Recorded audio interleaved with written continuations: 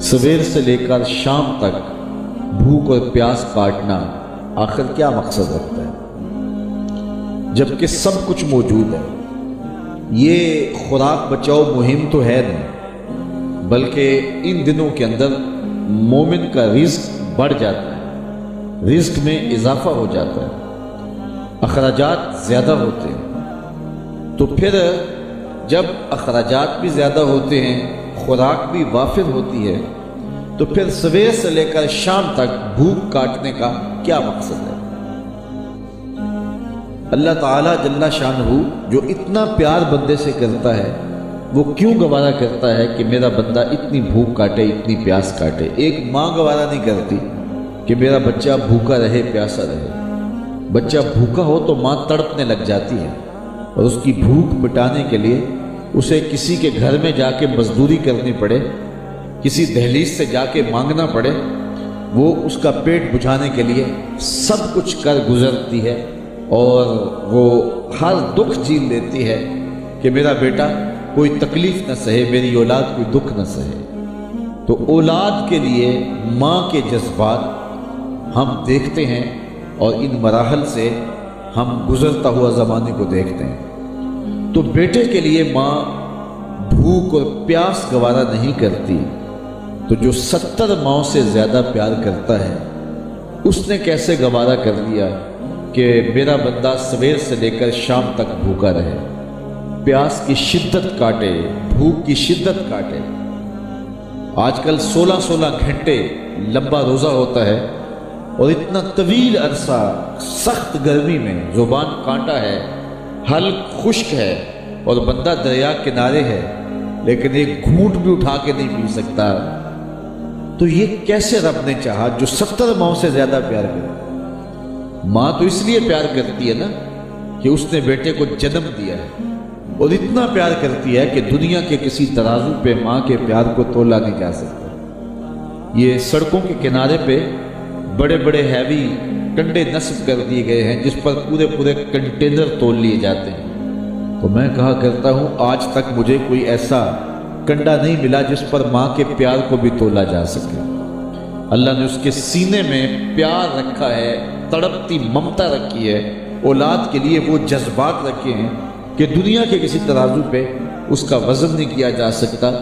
پھر دوسری بات، آج بازار جائیں تو کوئی شے بھی آپ کو خالص نہیں ملتی، لیکن ماں کا پیار آج بھی کھرا ہے، ماں کا پیار آج بھی سچا ہے۔ اولاد کے لیے اس کے جذبات آج بھی جو ہیں وہ بالکل کھرے ہیں۔ اولاد کا پیٹ پالنے کے لیے کسی کے گھر کے برتن مانجنے پڑے تو ماں اس سے بھی گریز نہیں کرتی۔ شہر میں آ کر پڑھنے والوں بھول گئے ہو کس کی ماں نے کتنا زیور بیچا ہے۔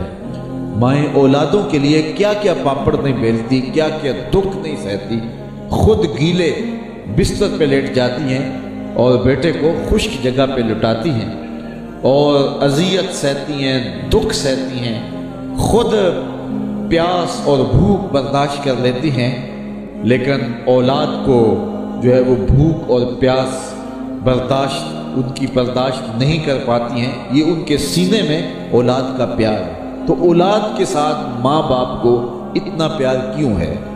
تو اس کا جواب ایک ہی ہے، اس لیے کہ ماں نے بچے کو جنم دیا ہے۔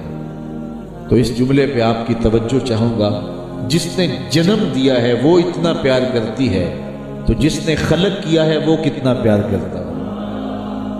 ماں نے جنم دیا ہے، تخلیق نہیں کیا ہے، تو جنم دینے والی کا پیار اس کا ٹھکانہ نہیں، اور جس نے خلق کیا ہے اس کی محبت کا عالم کیا ہوگا؟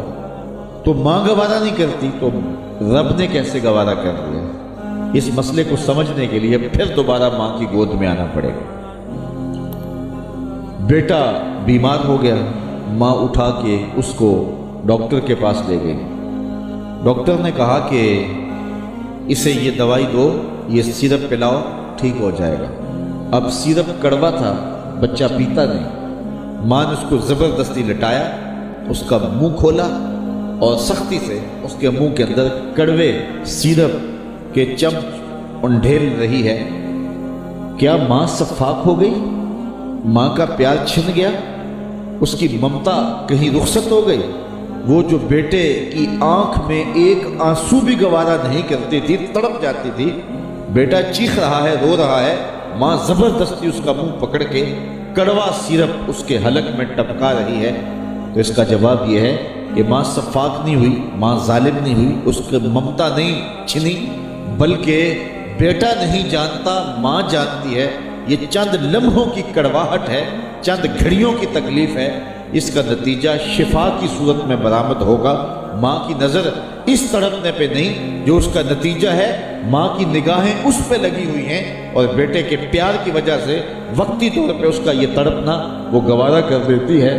جو 70 ماؤں سے زیادہ پیار کرتا ہے وہ جانتا ہے یہ چند لمحوں کی بھوک اور پیاس ہے، لیکن نتیجہ بڑا خوبصورت ہے۔ لعلکم تتقون، تقوی کا نور نصیب ہو جائے۔